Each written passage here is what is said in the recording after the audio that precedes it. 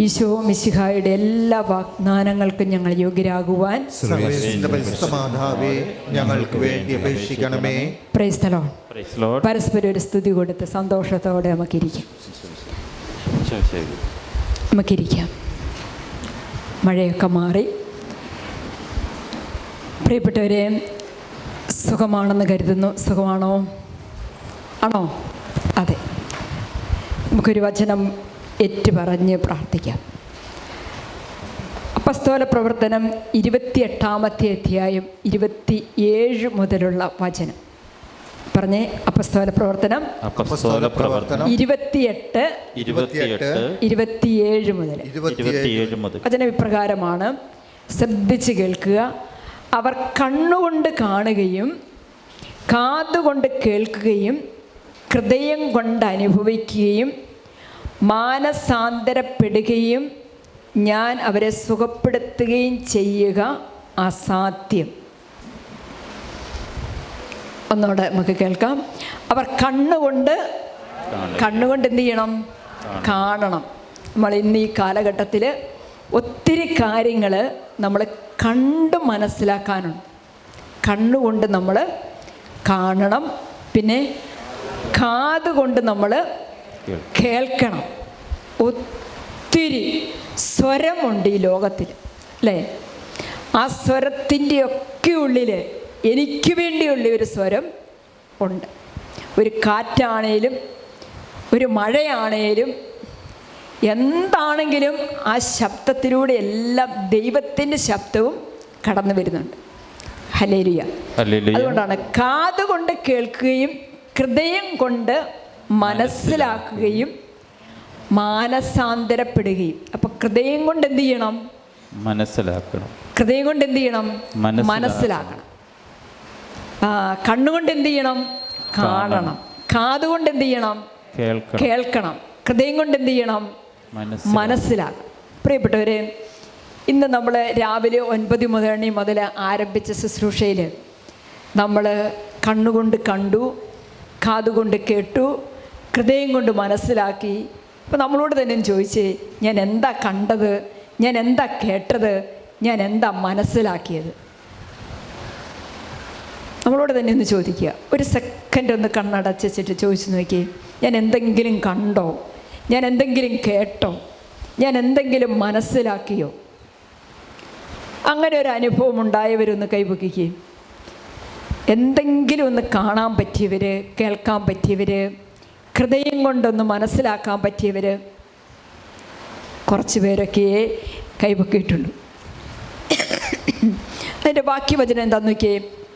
മനസ്സിലാക്കി മാനസാന്തരപ്പെടുകയും ഞാൻ അവരെ സുഖപ്പെടുത്തുകയും ചെയ്യുക അസാധ്യം. അതായത് അപ്പം കണ്ണുകൊണ്ട് കാണുമ്പോഴും കാതുകൊണ്ട് കേൾക്കുമ്പോഴും ഹൃദയം കൊണ്ട് മനസ്സിലാക്കുമ്പോഴും എന്ത് സംഭവിക്കുന്നുണ്ടെന്നാണ് വചനം പറയുന്നത്. ദൈവം നമ്മളെ സൗഖ്യപ്പെടുത്തുന്നുണ്ട്, സുഖപ്പെടുത്തുന്നുണ്ട്. അങ്ങനെ ഒരു ദൈവികമായ ഒരു സൗഖ്യം സ്വീകരിക്കുന്നതിന് എന്തോ ഒരു തടസ്സം. അതുകൊണ്ടാണ് വചനം പറയുന്നത് മാനസാന്തരപ്പെടുകയും ഞാൻ അവരെ സുഖപ്പെടുത്തുകയും ചെയ്യുക അസാധ്യമാംവിധം ഈ ജനതയുടെ ഹൃദയം, ആ വാക്ക് പറഞ്ഞ ഈ ജനതയുടെ ഹൃദയം കഠിനമായി തീർന്നിരിക്കുന്നു എന്ന് പറഞ്ഞാൽ എന്താണ്? ഒന്നും കാണുന്നില്ല, ഒന്നും കേൾക്കുന്നില്ല, ഒന്നും മനസ്സിലാക്കുന്നില്ല. നമ്മളായിരിക്കുന്ന അതേ അവസ്ഥയിൽ തന്നെ വരുന്നു, പോകുന്നു. കർത്താവിന് നമ്മുടെ ജീവിതത്തിൽ ഒന്നും ചെയ്യാൻ പറ്റുന്നില്ല. ബാക്കി വചനം നമുക്ക് നോക്കാം. ചെവിയുടെ കേൾവി മന്ദീഭവിച്ചിരിക്കുന്നു, കണ്ണ് അവർ അടച്ചു കളഞ്ഞിരിക്കുന്നു. അപ്പം കാണാനും കേൾക്കാനും പറ്റാത്ത വിധം അടഞ്ഞ കണ്ണുകളോടെ, അടഞ്ഞ കാതുകളോടെ, അടഞ്ഞ ഹൃദയത്തോടെയാണ് നമ്മൾ ഈ വചന ശുശ്രൂഷയിൽ, ഈ ദൈവാനുഗ്രഹ ശുശ്രൂഷയിൽ പങ്കെടുക്കുന്നെങ്കിൽ നമ്മളെ സുഖപ്പെടുത്താനായിട്ട് ദൈവത്തിന് പോലും അസാധ്യമാണെന്നാണ് ആണ് വചനം പറയുന്നത്. വീണ്ടും ഹെബ്രായർക്ക് എഴുതിയ ലേഖനം 4:2 നമ്മളിങ്ങനെ വായിക്കുകയാണ്. അവർ കേട്ട വചനം പ്രഭാതം മുതൽ ഈ നിമിഷം വരെ നമ്മൾ വചനം കേട്ടു. എന്തായിരുന്നു ഓരോ വചനത്തിലൂടെയും നമുക്ക് ലഭിച്ച സന്ദേശം? രാവിലെ വിശുദ്ധ കുർബാന അർപ്പിച്ച സമയത്ത് ബഹുമാനപ്പെട്ട സിബിനച്ചൻ തന്ന സന്ദേശം എന്തായിരുന്നു? എന്ത് കേട്ടു നമ്മൾ അതിലൂടെ?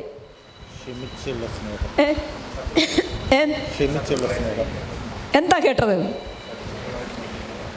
ഒന്നും കേട്ടില്ലേ? അതായത് ക്ഷമയുടെ ഒരു സന്ദേശമാണ്, രമ്യതപ്പെടലിൻ്റെ, അനുരഞ്ജനത്തിൻ്റെ ഒരു സന്ദേശമാണ് നമുക്ക് സിബിനച്ചനിലൂടെ നമുക്ക് കിട്ടിയത്. അതിനുശേഷമോ ഒരു 40 മിനിറ്റോളം സമയം നമ്മുടെ പ്രിയപ്പെട്ട മാത്യച്ചൻ പങ്കുവച്ചതോ ഈ രമ്യതയുടെ ഒരു ശുശ്രൂഷ അല്ലേ? വിശുദ്ധ കുർബാന, സ്നേഹത്തിൻ്റെ കുദാശ, വിശ്വാസത്തിൻ്റെ കുദാശ, അതെന്താണ് എന്നുള്ളതിനെക്കുറിച്ചാണ് നമ്മൾ പഠിച്ചത്. അപ്പോൾ ഈ കേൾക്കുന്ന കാര്യങ്ങളൊന്നും നമ്മുടെ ജീവിതത്തിലേക്ക് പ്രാവർത്തികമാക്കത്തക്ക വിധം നമ്മളതിനെ ഉൾക്കൊള്ളുന്നില്ല എങ്കിൽ ഇതൊക്കെ വെറുമൊരു പാഴ്വേലയാണ്. അതുകൊണ്ട് വചനം പറയുകയാണ്, ഹെബ്രായർ 4:2 വചനമുണ്ട്, അവർ കേട്ട വചനം അവർക്ക് പ്രയോജനപ്പെട്ടില്ല. കാരണം എന്താണ്? അവർ അത് വിശ്വസിച്ചില്ല. ആ വചനം ഒന്ന് പറയാവോ? അവർ കേട്ട വചനം അവർക്ക് പ്രയോജനപ്പെട്ടില്ല, കാരണം അവർ അത് വിശ്വസിച്ചില്ല. Price the Lord. പ്രിയപ്പെട്ടവരെ, ഈ ഇങ്ങനെയുള്ള ശുശ്രൂഷകളിലൊക്കെ നമ്മൾ പങ്കെടുക്കുമ്പോഴേ ഇങ്ങനെ ഒരുപാട് അത്ഭുതങ്ങൾ നടക്കുന്നുണ്ട്, ഒരുപാട് അനുഗ്രഹങ്ങൾ ഒഴുകുന്നുണ്ട്. സത്യമാണത്. ഞാൻ ഓർക്കുമായിരുന്നു, ബിയാരിയച്ഛനെ പരിചയപ്പെടുത്തി അച്ഛന് വേണ്ടി നമ്മൾ ഒരുമിച്ച് പ്രാർത്ഥിക്കുന്ന സമയത്ത് കർത്താവ് ഒരു വലിയ രോഗശാന്തി കൊടുക്കുന്നത് ഞാൻ കണ്ടു. അതെപ്പോഴാണ് സംഭവിക്കുന്നത് നമുക്കറിയില്ല. അതിനുശേഷം ഇപ്പോൾ നമ്മൾ ഇവിടെ നിന്ന് ഞാൻ സ്തുതിക്കുന്ന സമയത്ത് വേറെ വലിയൊരു സംഭവം ഇവിടെ ഇരിക്കുന്ന പ്രാർത്ഥിക്കുന്ന ഒരു വ്യക്തിയുടെ ജീവിതത്തിൽ വലിയ സാമ്പത്തിക പ്രതിസന്ധിയിലാണ്. പക്ഷെ കർത്താവ് ആ വ്യക്തിയുടെ കൈ നിറയെ പണം കൊണ്ട് കൊടുത്തിട്ട് അത് ആശീർവദിച്ച് കൊടുക്കുന്നത് ഞാൻ കണ്ടു. Hallelujah, hallelujah. അപ്പോൾ വിശ്വാസത്തോടെയാണ് നമ്മുടെ ഓരോ പ്രാർത്ഥനയെങ്കിലും നമുക്ക് കാണാൻ പറ്റും, കേൾക്കാൻ പറ്റും, അനുഭവിക്കാൻ പറ്റും. ഹല്ലേലൂയ. അതുകൊണ്ടാണ് വചനം പറയുന്നത്, അവർ കേട്ട വചനം അവർക്ക് പ്രയോജനപ്പെട്ടില്ല. കാരണം അവർക്കെന്തില്ല? അവർ വിശ്വസിക്കുന്നില്ല. ഒരു പാട്ടുകാരൻ ഇവിടെ പാടുമ്പോൾ, ഒന്ന് ഒരുമിച്ച് സ്തുതിക്കുമ്പോൾ, പ്രിയപ്പെട്ടവരെ, ആ പാട്ട് പാടുന്നത്, ആ സ്തുതിപ്പ് നടത്തുന്നത്, ആ വചനം ഏറ്റിയെല്ലുന്നത്, ആ പ്രാർത്ഥനകൾ ഏറ്റിയെല്ലുന്നത് എൻ്റെ ഉള്ളിൽ ഇതാണ് എൻ്റെ സമയം എന്നുള്ളൊരു ബോധ്യത്തോടു കൂടിയാണെങ്കിൽ ഞാൻ അവിടെ അനുഗ്രഹിക്കപ്പെട്ടു കഴിഞ്ഞു. ഞാൻ പറഞ്ഞു, അച്ഛന് വേണ്ടി പ്രാർത്ഥിക്കുന്ന സമയത്ത് നടക്കുന്ന വലിയൊരു രോഗശാന്തി ഞാൻ കണ്ടു എന്ന് പറയുമ്പോൾ അത് നിങ്ങൾ ആരെങ്കിലും കണ്ടോ? അല്ലേ? ഞാനിവിടെ വന്ന് പ്രാർത്ഥിക്കുന്ന സമയത്ത് ഒരാളുടെ കൈ നിറയെ പണം കൊടുത്ത പണം കർത്താവ് ആശീർവദിക്കുന്ന നിങ്ങൾ ആരെങ്കിലും കണ്ടോ? അതാണ് കണ്ണുകൊണ്ട് കാണാനും ഹൃദയം കൊണ്ട് മനസ്സിലാക്കാനും ചെവി കൊണ്ട് കേൾക്കാനും കഴിയാത്ത വിധം നമ്മുടെ ഈ പ്രാർത്ഥനാ കൂട്ടായ്മയൊക്കെ ഒരു മരവിച്ച യാന്ത്രികമായ ഒരു അവസ്ഥയിലേക്ക് എത്തിയാൽ പിന്നെ അവിടെ വലിയ അത്ഭുതങ്ങളൊന്നും നടക്കില്ല. അതുകൊണ്ട് വചനം പറയുന്നത്, അവർ വചനം കേട്ടു, എന്നാൽ ബാക്കി വായിച്ചേ, അവർക്കത് പ്രയോജനപ്പെട്ടില്ല. പ്രിയപ്പെട്ടവരെ, ഇന്ന് നിങ്ങളിവിടെ ഇരിക്കുമ്പോൾ നിങ്ങൾക്ക് ഇന്നത്തെ ഈ ശുശ്രൂഷ പ്രയോജനപ്പെടണം. നിങ്ങൾ ആഗ്രഹിക്കുന്ന പ്രാർത്ഥിക്കുന്ന കാര്യങ്ങൾക്ക് ദൈവത്തിൽ നിന്ന് ഉത്തരം കിട്ടുന്ന ഒരു അനുഭവമായിട്ട് വേണം നിങ്ങൾ ഇവിടം വിട്ടു പോകാൻ. വേണം. അതുകൊണ്ടാണ് കർത്താവ് പറയുകയാണ്, എന്തുകൊണ്ടാണ് അങ്ങനെ ഒരു അനുഭവം നമുക്കുണ്ടാകുന്നില്ലെങ്കിൽ ഉണ്ടാകാത്തത്? നമ്മൾ കേൾക്കുന്ന വചനത്തിൽ നമ്മൾ വിശ്വസിക്കുന്നില്ല. അതാരോടോ പറഞ്ഞു, ആരോ കേട്ടു, ആരോ സ്വീകരിച്ചു. അതെന്നോടാണ്, ആ പറയുന്നത് എന്നോടാണ്, എനിക്ക് വേണ്ടിയാണ്, മറ്റാർക്കും വേണ്ടിയല്ല, എനിക്ക് വേണ്ടിയാണ്. മഴ പെയ്തു, ആർക്ക് വേണ്ടിയിട്ടാണ്? അല്ലേ? വെയിൽ തെളിയുന്നു, ആർക്ക് വേണ്ടിയിട്ടാണ്? ഈ സസ്യങ്ങൾ ഫലങ്ങൾ പുറപ്പെടുവിക്കുന്നു, ആർക്ക് വേണ്ടിയിട്ടാണ്? ഇതുപോലെ ഞാൻ എൻ്റെ ജീവിതത്തിലേക്ക് അത് സ്വീകരിക്കാത്തിടത്തോളം കാലം. അതുകൊണ്ട് വെളിപാടിൻ്റെ പുസ്തകം 1:3 വചനമുണ്ട്. വെളിപാട് 1:3 പറഞ്ഞേ, വെളിപാട് 1:3. വചനം വായിക്കുന്നവരും കേൾക്കുന്നവരും ഇതിൽ എഴുതിയിരിക്കുന്നത് പാലിക്കുന്നവരും അനുഗ്രഹീതർ.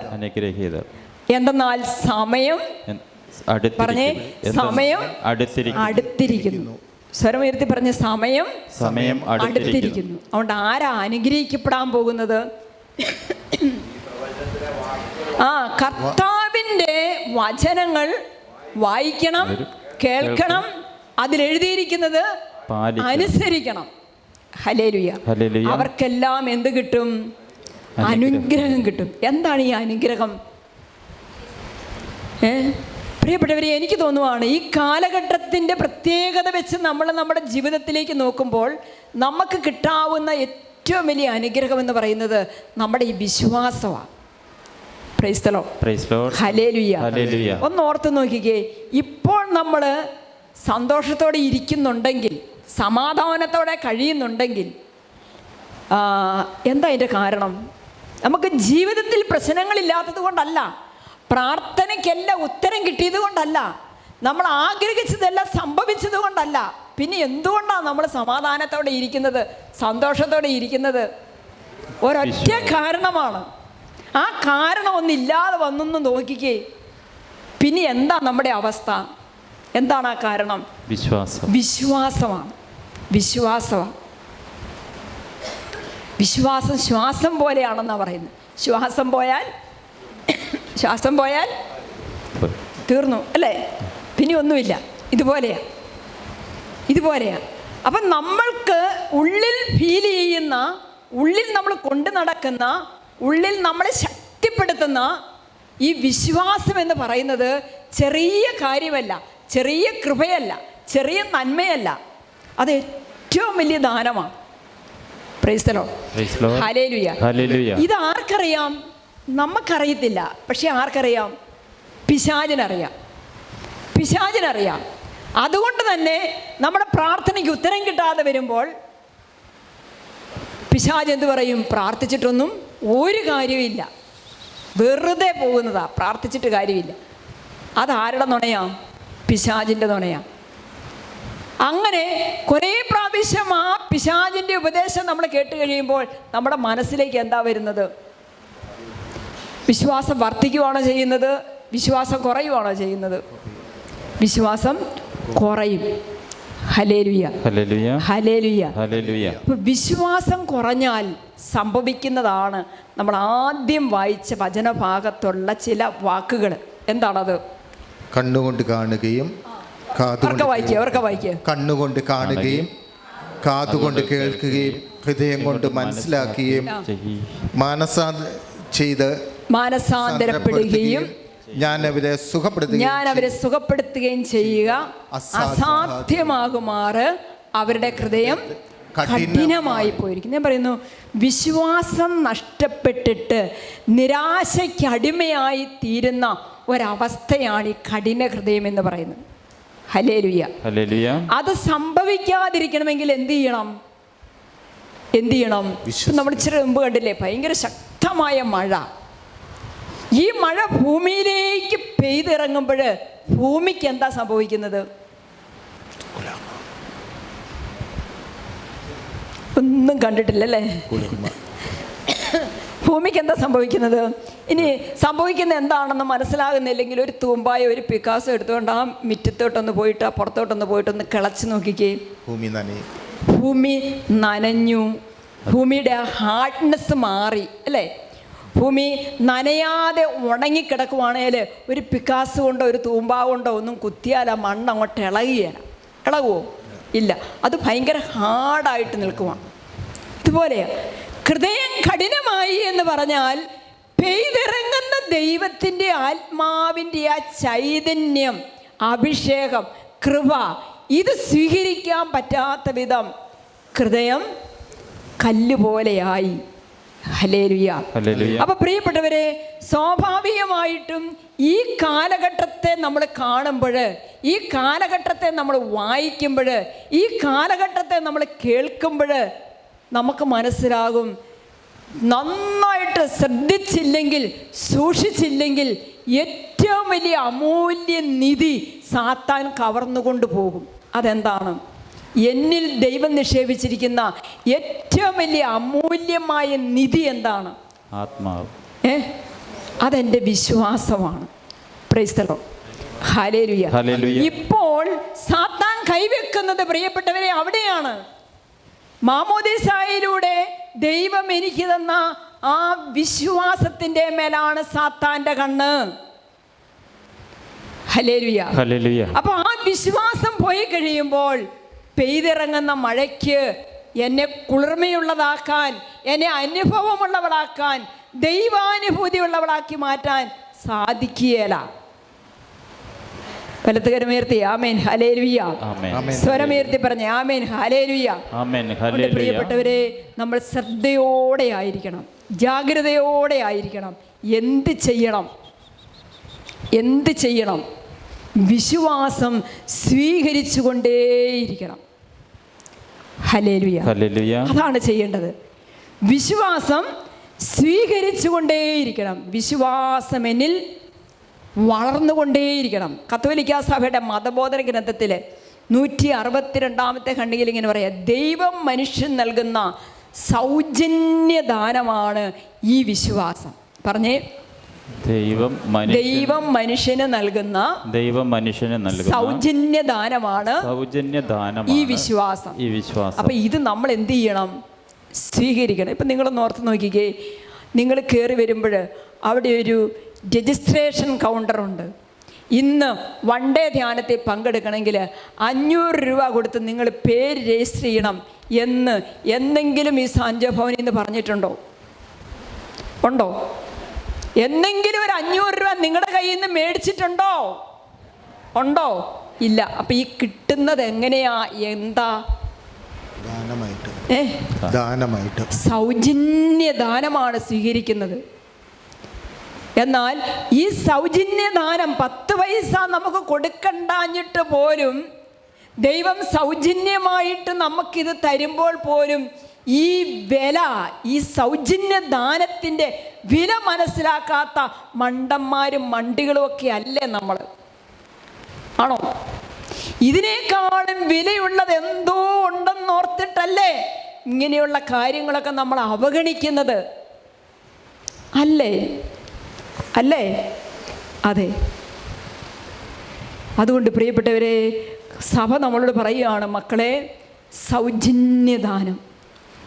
നമ്മുടെ പ്രിയപ്പെട്ട സിബിനച്ചൻ അവിടെ ഇരുന്ന് കുമ്പസാരിപ്പിക്കുന്നു.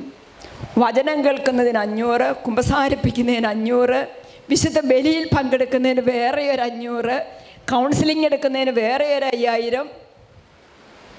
എന്തിനെങ്കിലും വേണ്ടി നിങ്ങളുടെ പോക്കറ്റിൽ നിന്ന് 10 രൂപ പോകുന്നുണ്ട്. ഇപ്പം KSRTC-ക്കാരും എന്ത് ചെയ്തു? അതും സൗജന്യമാക്കി തന്നു. എന്നിട്ടും നമുക്ക് വേണ്ട. ശരിയല്ലേ? ആണോ? എന്നിട്ടും നമുക്ക് വേണ്ട. അപ്പോൾ പ്രിയപ്പെട്ടവരെ, വിശ്വാസം സ്വീകരിക്കാൻ വേണ്ടിയിട്ടാണ്. നിങ്ങൾ എന്തിന് ചൊവ്വാഴ്ച ദിവസങ്ങളിൽ ഇവിടെ വരുന്നു? നിങ്ങൾ എന്തിന് തിങ്കളാഴ്ച ഒരു കൗൺസിലിങ്ങിന് വേണ്ടി വരുന്നു? അല്ല, നിങ്ങൾ എന്തിന് ബുധനാഴ്ച ഒരു കൗൺസിലിങ്ങിന് വേണ്ടി വരുന്നു എന്ന് ചോദിക്കുമ്പോൾ ദൈവത്തിൻ്റെ ആലയത്തെ ചുറ്റിപ്പറ്റി നിൽക്കാനൊരു കാരണമുണ്ട്. എന്താണ് ആ കാരണം? വിശ്വാസം. സൂക്ഷിച്ചില്ലെങ്കിൽ നഷ്ടപ്പെടുന്ന ഒരു വലിയ നിധി ഉള്ളിൽ കൊണ്ട് നടക്കുന്ന മനുഷ്യനാണ് ഞാൻ. ഹല്ലേലൂയ. ഹല്ലേലൂയ. ഹല്ലേലൂയ. അതെപ്പോൾ വേണമെങ്കിലും നഷ്ടപ്പെട്ടു പോകാം. ഹല്ലേലൂയ. അപ്പം നിങ്ങൾ അടുത്തടുത്തിരിക്കുക. നിങ്ങളുടെ അടുത്തിരിക്കുന്ന ചേട്ടൻ്റെ ബാഗിൽ ഒരു 2 ലക്ഷം രൂപയുണ്ടെന്ന് മനസ്സിൽ കരുതുക. നിങ്ങൾക്ക് മനസ്സിലായി ചേട്ടൻ എവിടെ നിന്നാണ് വരുന്നത്? ബാങ്കിലൊക്കെ കയറിയിട്ട് വരുവാണ്. ചേട്ടൻ്റെ ബാഗിൽ എന്തേരമുണ്ട്? ഒരു 2 ലക്ഷം രൂപയുണ്ട്. ഈ ചേട്ടൻ ഇതെന്ത് ചെയ്യും? മുറുക്കെ പിടിക്കുക. അത് ഒരിടത്തും താഴെ വയ്ക്കുകയല്ലേ, അത് മുറുക്കെ പിടിക്കും. ഇവരാരോ പറഞ്ഞു മുറുക്കെ പിടിക്കും. എന്തിനാ വേണ്ടിയിട്ടാ? നഷ്ടപ്പെടാതിരിക്കാൻ വേണ്ടിയിട്ടാ. നമ്മളിങ്ങനെ ഒരുപാട് കാര്യങ്ങൾ മുറുകെ പിടിക്കുന്നുണ്ട്. അതിൻ്റെയൊക്കെ മുറുകെ പിടിച്ചിട്ടുള്ള കാര്യങ്ങളുടെയൊക്കെ വിലയും മൂല്യവും നമുക്കറിയാം. പക്ഷേ മുറുകെ പിടിക്കേണ്ടതിൻ്റെ വിലയും മൂല്യവും നമുക്ക് അറിഞ്ഞുകൂടാ. അത് പ്രിയപ്പെട്ട ദൈവജനമേ, അത് നമ്മുടെ വിശ്വാസമാണ്. വിശ്വാസമാണ്. മനസ്സസ്വസ്ഥമാകുമ്പോൾ, കുടുംബജീവിതം ഭാരപ്പെടുന്നത് പോലെ തോന്നുമ്പോൾ, മക്കൾക്ക് പ്രശ്നങ്ങൾ ഉണ്ടാകുമ്പോൾ, കുടുംബത്തിൽ സാമ്പത്തിക ബുദ്ധിമുട്ടുകൾ ഉണ്ടാകുമ്പോൾ, മക്കളുടെ വിവാഹം നടക്കാതെ വരുമ്പോൾ, ഇങ്ങനെ പരിഹരിക്കപ്പെടാൻ പറ്റാത്ത പ്രശ്നങ്ങളുടെ മുകളിൽ നിൽക്കുമ്പോൾ ഉറക്കം വരുന്നുണ്ടെങ്കിൽ കൈപൊക്കിക്കേ. ഉറങ്ങുന്നവരെന്ന് കൈപൊക്കിക്കേ. മരുന്ന് കഴിക്കാതെ ഉറങ്ങുന്നവരുണ്ടെങ്കിൽ ഒന്ന് കൈപൊക്കിക്കേ. ഗുളിക കഴിക്കാതെ ഉറങ്ങുന്നവരൊന്ന് കൈപൊക്കിക്കേ. എന്താ കാരണം? ഈ നെഞ്ചിലെ ഒരു ശ്വാസമാണ്. എന്താണ് ആ ശ്വാസം? അതാണ് എൻ്റെ വിശ്വാസം. അതാണ് എൻ്റെ വിശ്വാസം. ഈ വിശ്വാസം എപ്പോൾ പോയോ അന്ന് നമ്മൾ മെഡിക്കൽ ഷോപ്പിൽ പോയി മരുന്ന് മേടിച്ച് കഴിച്ചിട്ടേ നമുക്ക് ഉറങ്ങാൻ പറ്റുള്ളൂ. ഒരു രാത്രിയെങ്കിലും ഉറങ്ങാത്ത രാത്രികളിലൂടെ കടന്നു പോയിട്ടവരുണ്ടെങ്കിൽ മനസ്സിലാകും. ആ രാത്രിയെ നമ്മൾ വിളിക്കുന്ന ഒരു പേരുണ്ട്, കാളരാത്രി, അല്ലേ? കാളരാത്രി. കാരണം അത്രമാത്രം ഭാരപ്പെട്ട ഒരു രാത്രിയാണ്, ഉറങ്ങാൻ പറ്റാത്ത ഒരു രാത്രി. പ്രിയപ്പെട്ടവരെ, ഈ വലിയ ദാനത്തിൻ്റെ കൃപയുടെ ആഴങ്ങൾ നമ്മൾ മനസ്സിലാക്കുന്നുണ്ടോ?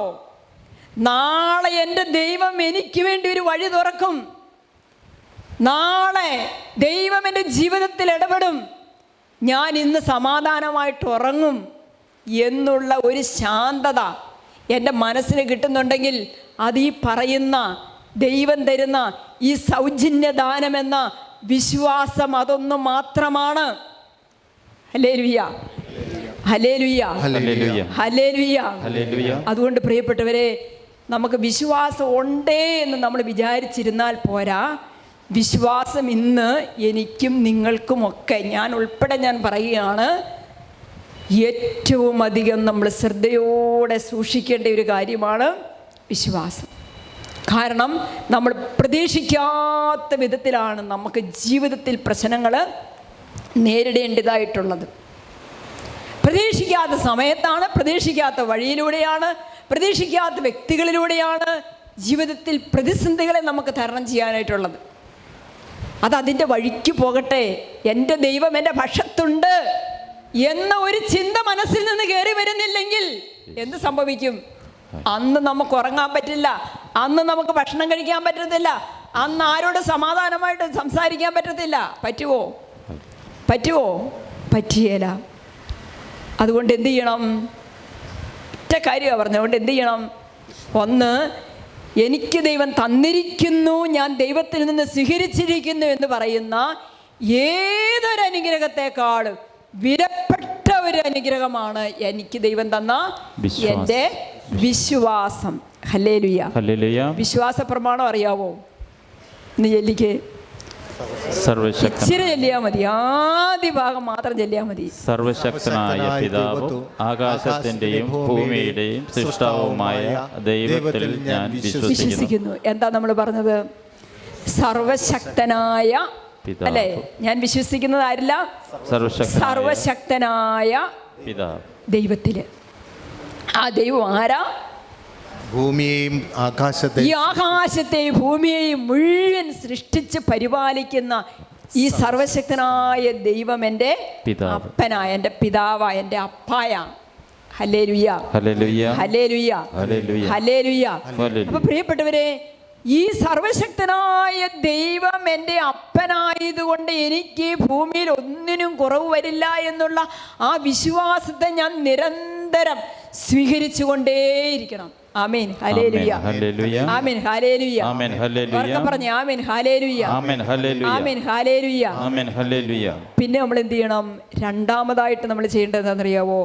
ആ വിശ്വാസം നമ്മൾ ജീവിക്കാൻ തുടങ്ങണം.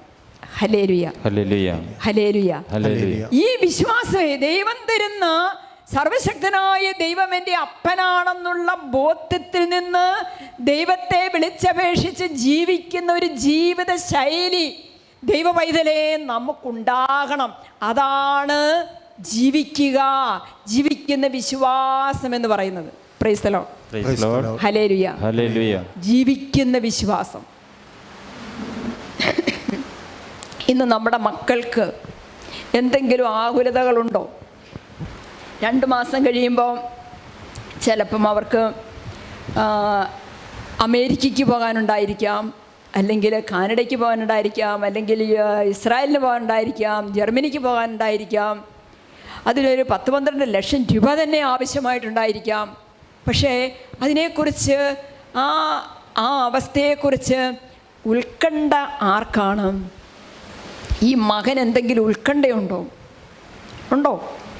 കാരണം അവൻ്റെ ഉള്ളിലൊരു ബോധ്യമുണ്ട്. എന്താണ് ആ ബോധ്യം? അപ്പൻ എന്തെങ്കിലും ചെയ്തുകൊള്ളും, അപ്പൻ എന്തെങ്കിലും കരുതിക്കൊള്ളൂ, അപ്പനുള്ള മാർഗം കണ്ടിട്ടുണ്ടാവും. അതാണ് അവൻ്റെ വിശ്വാസം എന്ന് പറയുന്നത്. അതാണ് അവൻ്റെ അസ്വസ്ഥപ്പെടുത്താത്തത്. അവനെ അസ്വസ്ഥപ്പെടുത്താത്ത, അവൻ ആകുലതകളില്ലാത്തത്, അവന് വിഷമങ്ങളില്ലാത്തത്, അവൻ ബാഗും എടുത്ത് റെഡിയായി നിൽക്കുന്നു. അപ്പുറത്തോ ഇപ്പുറത്തോട്ടോ നോക്കാത്തതിൻ്റെ കാരണം എന്താണ്? എനിക്കൊരപ്പനുണ്ട്, അപ്പൻ കരുതിയിട്ടുണ്ട്. ഹല്ലേലൂയ. ഇതാണ് ജീവിക്കുന്ന വിശ്വാസം. ഹല്ലേലൂയ. അപ്പനുണ്ടെന്നേ. അപ്പനില്ലാത്ത മക്കളൊന്ന് കൈവയ്ക്കുക.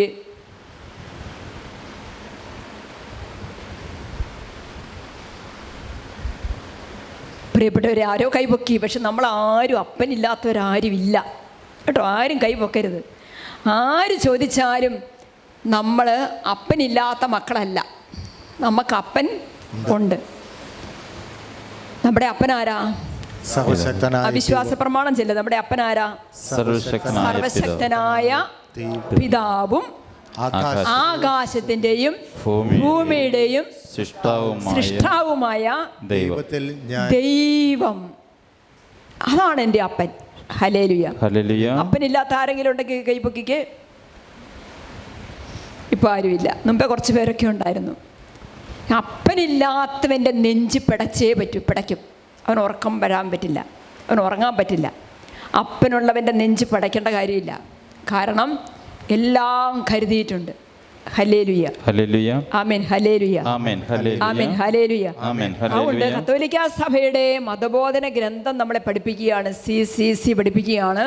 വിശ്വാസം സ്നേഹത്താൽ പ്രവർത്തന നിരതമാകണം, പ്രത്യാശയിൽ നിലനിർത്തപ്പെടണം.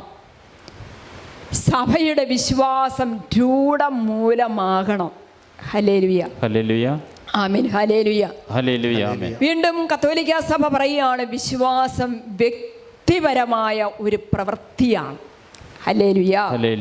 വിശ്വാസം എനിക്ക് വേണ്ടി നിങ്ങൾക്ക് ആർക്കും വിശ്വസിക്കാൻ പറ്റില്ല. പറ്റുമോ? നിങ്ങൾക്ക് വേണ്ടി എനിക്ക് വിശ്വസിക്കാൻ പറ്റുമോ? പറ്റില്ല. അതെൻ്റെ വ്യക്തിപരമാണ്. ഹല്ലേലൂയ. എനിക്ക് ദൈവമുണ്ട്. ആ ദൈവം ആരാണ്?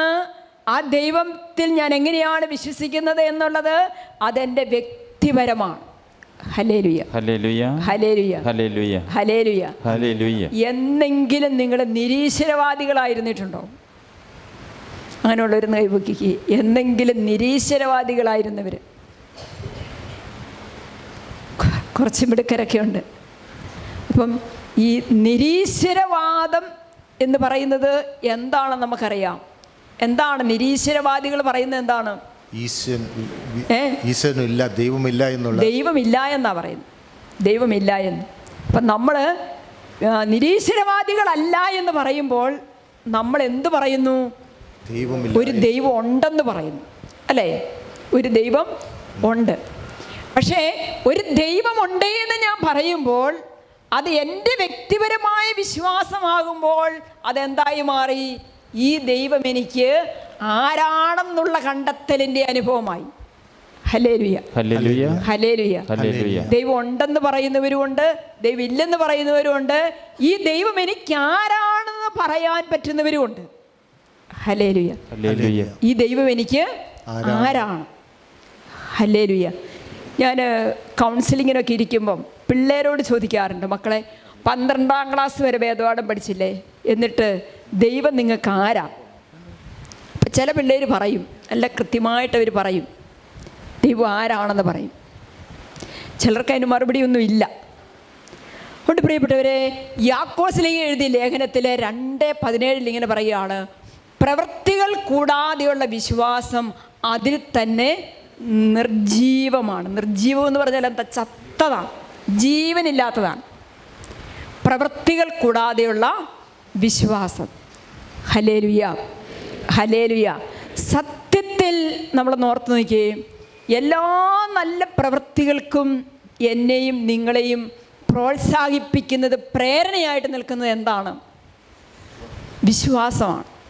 ഈ വിശ്വാസം എന്ന് പറയുന്നത് എന്താണ്? വിശ്വാസം എന്ന് പറയുന്നത് എന്താണ്? ഏത് പ്രവൃത്തിക്കും പ്രതിഫലം വാഗ്ദാനം ചെയ്തിട്ടുണ്ട് എൻ്റെ ദൈവം. ഹല്ലേലൂയ. നിൻ്റെ ദൈവമുണ്ടോ? എൻ്റെ ദൈവമുണ്ട്. ഹല്ലേലൂയ. വചനം പറയുകയാണ്, എൻ്റെ ശിഷ്യൻ എന്ന നിലയിൽ ഒരുവന് 1 ഗ്ലാസ് പച്ചവെള്ളമെങ്കിലും കൊടുത്താൽ നിനക്കതിന് പ്രതിഫലം കിട്ടും. Hallelujah, hallelujah.